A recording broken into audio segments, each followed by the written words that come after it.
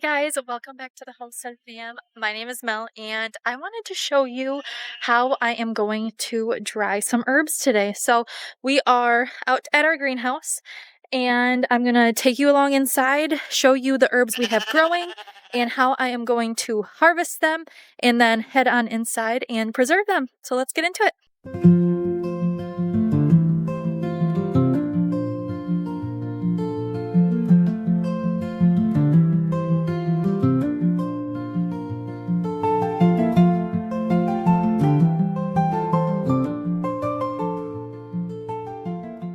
Once again, here is our lovely greenhouse and we have all of our tomatoes, which holy moly, it is a jungle up there. I can't even get up there to prune anymore because they are just exploding. But alongside my tomatoes, I planted all of our herbs. So we have some rosemary. Here is some beautiful parsley that really needs cut back so it can grow more. More rosemary. Even a bigger parsley plant. Lots and lots of basil. We love basil around here. We have some sage, more basil, and then the only other thing that we are growing is oregano. So how I show you how to dry these today is going to apply to pretty much every herb. And so let's get harvesting them all. Okay, so I have my handy dandy pair of garden snips, and that's really all you need for this. You might want a basket or a bucket or something to put them in. I usually just kind of pile them all up and take them in my hands or grab an old pot or bucket that's here in the greenhouse. So do whatever you want with that. But I'm going to go ahead and start cutting back some of this parsley. And I'm going to show you what I do for every herb. Usually they're about the same. The one thing with herbs is they will keep growing and giving as long as you keep cutting them back and pruning them and allowing them to branch out and grow more. So I actually have not harvested any of this parsley yet this year, so it is definitely time to do so. I'm going to go down and just cut, especially like the outer edges. So you want to think of parsley kind of like lettuce, and I'm going to cut the outer and then leave some of the inner so that it can keep growing up in the inside. So I'm just going to cut down at the base. You'll see I'm cutting well into the stem here. Smells delicious. And I'm just going to keep going around the outer parts. You don't necessarily want to cut back the whole plant because that's when you will just kill your plant and risk it just completely dying off. So you want to prune the outsides, but keep the insides to encourage new growth there. The thing about fresh herbs is they smell so good, so much better if you even buy like fresh herbs from the store. Like you can tell a huge difference. Like usually parsley at the store is very bland. There's not much flavor or scent to it, but I can smell this all over my fingers already and it's just like in the air. So this is going to be my last cut for this parsley. I already got quite a little bit off of this chunk. And we are going to move down to the next parsley plant over here. And I'm going to weed a little bit while I'm in here. Hi, Oreo. And this is what I'm going to leave. Just, let's see, 1, 2, 3, 4, 5, 6, 7, 8. There's probably like a dozen little stalks and leaves in here that's going to keep growing and keep, again, pruning helps encourage more growth. So it can kind of feel daunting to cut your plants back so much, but I promise you, you'll be rewarded for it in about a week or two. So let's move down to the next plant. Okay, this is our even bigger parsley plant. So I'm going to go ahead and do the exact same thing here. Harvesting around the outside.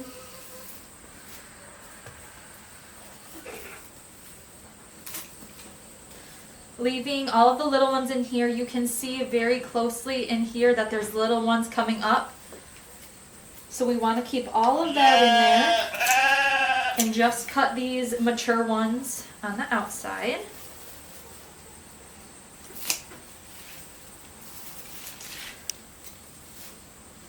Alright, that's what I'm going to do for this one. Again, these ones up here are very mature, but they're also in the middle. So I want to keep even the mature ones in the middle still in there growing. And I still had a very big harvest from that plant that we will be able to use. We're going to go dry this and we'll be able to use it all year round. Okay, next we're going to talk about rosemary. I did already cut some of this rosemary down to allow it to branch out a little more.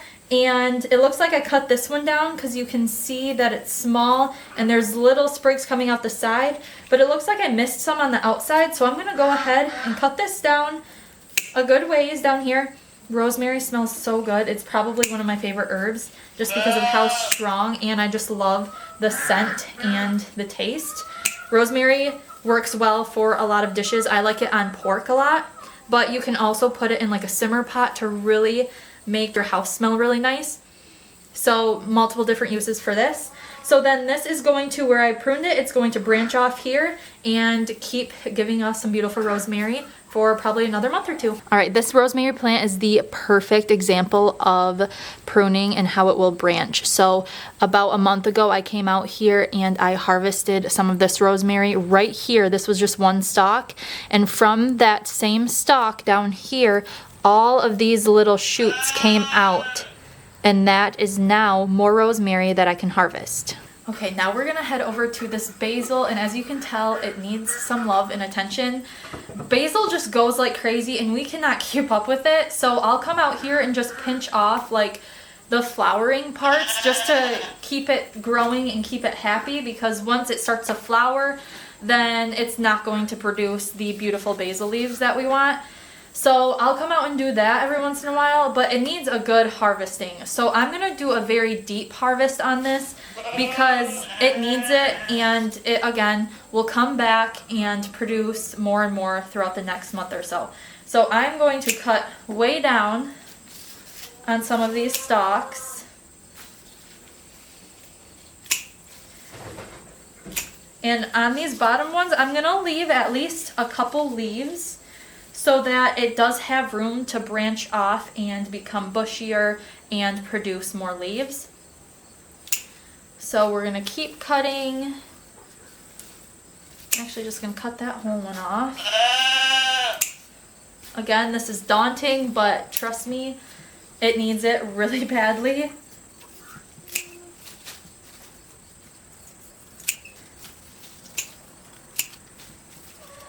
And we just went from a huge full plant to something pretty tiny. We've got some yellowing ones down here just because it was getting so like overtaken and so overgrown. It needed this. So what's going to happen again is where I cut these, it is going to then stem out from down here, be bushier, and produce more basil for us. So this all can go inside and get dried as well. Next up on my list is oregano, and this one's actually doing pretty good. It does have some long spots here, so I'm going to cut those off.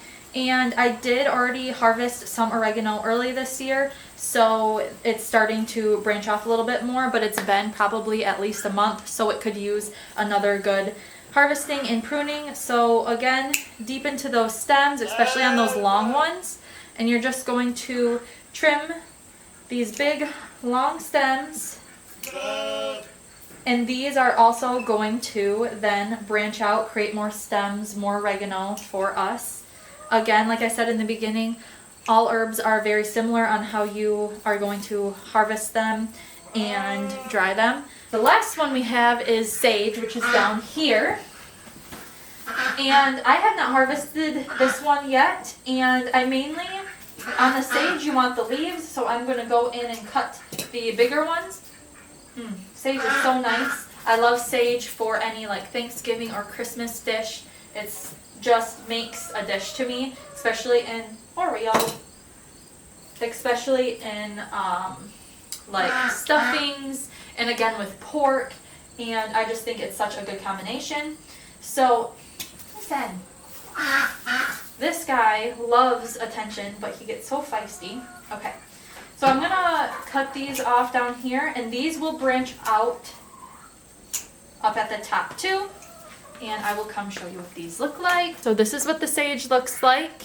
I just took the tips off, and that will start to branch out as well. So now that we have all of the different types of herbs, let's head back inside, and I'm gonna show you how to dry these. And there's a couple different methods that you can do, whether you have a dehydrator or you don't have anything at all, I'll show you how to do it. I was just cutting some more oregano and I had to show you what I found. Look at that little guy. He was happy as a clam in here. Alright, I did just find an old pot, like I said, and I'm just going to fill my herbs in here. Again, tons and tons of basil. I'm going to put that on the bottom just because there's so much of it. And then we got lots of parsley, a good amount of oregano, rosemary, and a little bit of sage. So let's take these on in.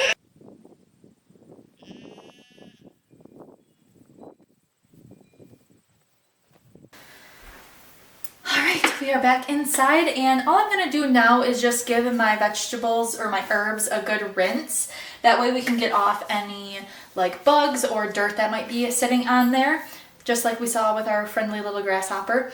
And then we are going to pat them dry. You can do this with either paper towel, or I like to just use some plain kitchen towels. And then we are going to head over and I will show you the next step.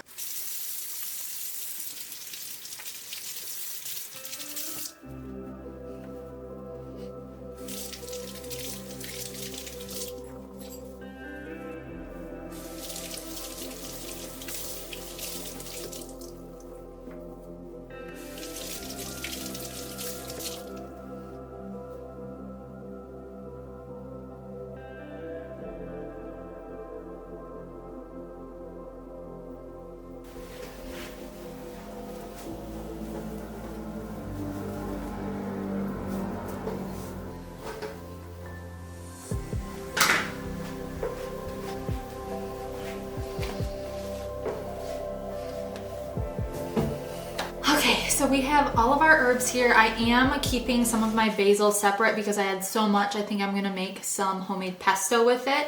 So I'm gonna show you how to dry some of it, but most of it is gonna be used for something different. But the whole process is the same for pretty much every herb. So there are a couple ways to dry your herbs, but today I'm mainly gonna show you how you can dry your herbs with no equipment. So nothing special, nothing fancy. And all you are going to need is either some twine or other string and a pair of scissors to cut the twine, or some rubber bands. So really inexpensive to do this. I actually have another way I like to do it with just baskets that I will show you as well. So if you have a basket and you don't have this stuff, you can also dry your herbs. So first things first, we just washed these. So they're a little bit damp, but again, remember we're going to be drying these. So we don't need to necessarily have them super dry before we worry about that. So what we're gonna do for the hanging method is we are just going to take our stems, which parsley is a perfect one to do this with because they have a nice stem at the end below the leaves. And you are just going to line these up and create a bundle. And you don't want these bundles super big because you want some airflow to be in there, but you can get quite a few in here. And I'm gonna say that's about a good bundle. The biggest thing with herbs is that you want a dry environment with a lot of airflow. So the biggest thing that you don't want is a wet, moist environment where your herbs are just going to rot.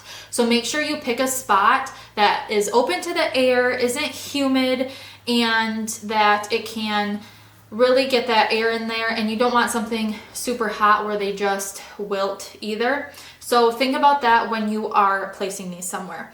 So first, with the rubber band method, all you're gonna do is bring this rubber band around until it's tight, which I actually prefer this method because as your herbs dry, the stems will get smaller. So then when you're using the twine, sometimes they'll start to fall out of the twine, but with a rubber band, the elasticity in it will just keep it all held together. So I'm going to do that, and then when I hang these, I'm just gonna hang it from a part of the rubber band.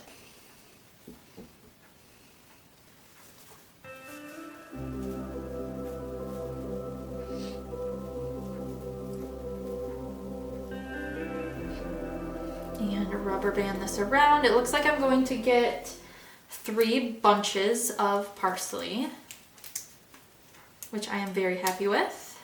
Another bundle. And last one for the parsley, and then I will show you my other method.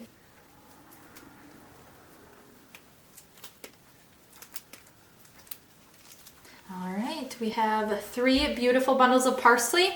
And now I'm going to show you how we're going to do the twine method. So it is the same thing. You're just going to grab your bunches in that smaller size so that it can get the airflow, nothing too huge.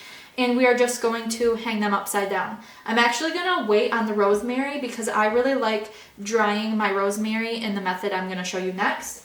So, and I like doing that with oregano. So let's do some basil because I like this method with basil as well. So you're just gonna grab your basil. Sometimes if you cut your basil in a way where the leaves are way at the top, you're gonna wanna take some of those leaves off so they're not all bundled up in your twine. So I am going to take some of these leaves off. Again, I can use that in a recipe or I can make that into the pesto I want to make a little later. And we're just gonna do the same process as we did with the parsley, but with the basil. And again, my house smells so good right now just because I'm bringing all these fresh herbs in. It always, like, every time I do anything with herbs, it's like an air freshener.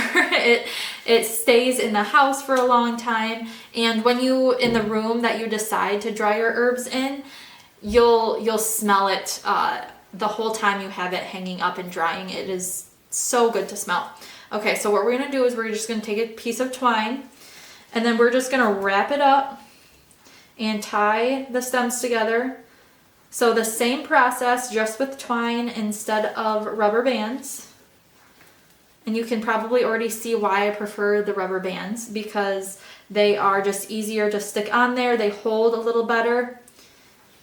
And there you go. Here is a bundle of basil. This next method of drying is very, very simple. You don't need anything that I just showed you. You just need a basket. So I like to do my rosemary this way. I like to do my oregano this way. And all I'm going to do is I'm going to take all of my herbs and line them up so they're not just like packed on top of each other, but just in a row, just like this.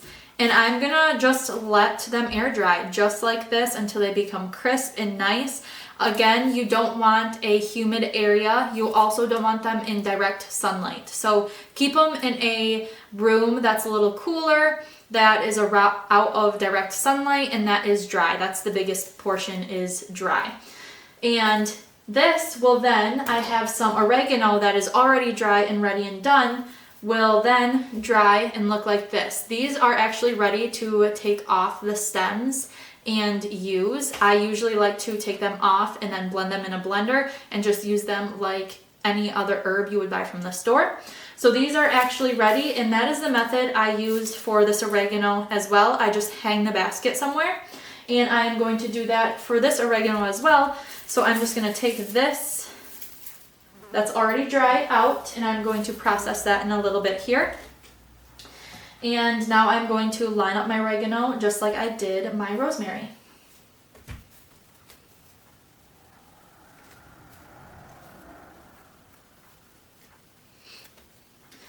It obviously helps if you have a more shallow, long basket. I actually have one that I really love that I'm gonna go show you right now, just for some inspiration for what you might want to look for if you're out thrifting or looking for a basket for something like this. I have the perfect one. So this is a beauty that I found out thrifting, and I just had to have it, of course. I'm kind of a basket hoarder, but this would be perfect because it's a basket and you can lay so many herbs out on this surface area. So if you have a bunch of herbs, like if I wanted to do all that parsley this way, I would want something bigger like this. Last one I have to do is this sage, and I am probably going to hang this as well. I've actually never dried sage before, So I'm gonna go with the method that I know will work with sage because I've never dried it in a basket like this. So I'm just going to take a piece of twine and hang these up next to my other herbs as well.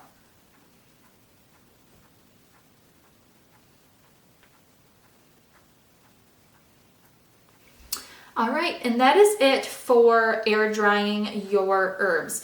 Now, if you want to try and speed up this process or you have a dehydrator, you can dehydrate your herbs as well. You'll want to put that on a very low setting if you have a dehydrator that you can adjust the temperature. And then you'll spread these out in a thin layer and let it run and check on it every hour until it becomes crispy and all of the moisture has came out. And then you can go ahead and strip all of the leaves and process them that way. So now that you know the different methods I like to use for drying herbs, let's hang them up and I'm gonna show you some that are done and tell you all about them. One of my favorite ways to dry these herbs is on just a little rack like this. I believe this is a towel rack or a coat rack, or whatever you want to do with it, but it just hangs over the door just like this. And this is just in the upstairs of our house, away from direct sunlight. I already have some lavender here that is completely dried. It needs to be taken down. And now let's go ahead and grab our herbs that we did today and hang them right next to it. First, I'll start with this twine. All I'm going to do is, I'm going to tie it just like so. And then again, another reason why I like and prefer the rubber band is because there's no tying. I can just hang it like that.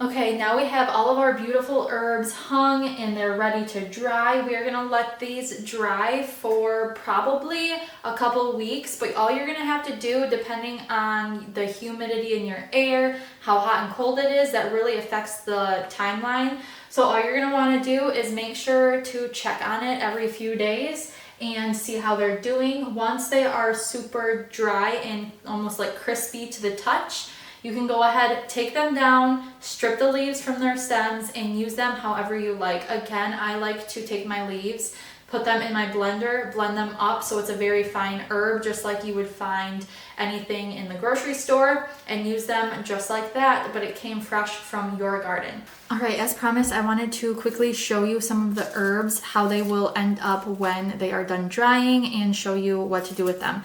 So this is some basil that I have. You can hear that they're very crisp, very ready to go. This is oregano, same thing, you can tell. And then this is some rosemary that I actually dried in this little basket. So all I like to do is take the stem of your herb, and then you're gonna pull down and take all of the leaves off of that stem. You might have to add a little more at the end if you didn't get them all. But then I have all these beautiful rosemary leaves that I can bake with, cook with, and put into long-term storage so that I can use them for years. Now, herbs, especially homegrown, home-dried herbs, will last a while. However, after like a year or so, then their flavor will diminish a little bit. So keep that in mind. And the same thing is for just about every herb. Grab the tip of the stem, pull down, and all of those leaves will come falling off, and you can blend them up into your own seasonings. You can even put them together to make your own seasoning mixes, and they are just a staple in your homestead kitchen. And if you haven't tried growing herbs in general before or drying herbs before, I highly encourage you to do so. As always, leave a comment below if you would like to see anything else, especially with preserving. It is preserving season. It is becoming fall. We're going to be doing lots of canning, freeze drying, more dehydrating, more drying. So please let me know what you would like to see next and subscribe so you don't miss that, and we will see you next week.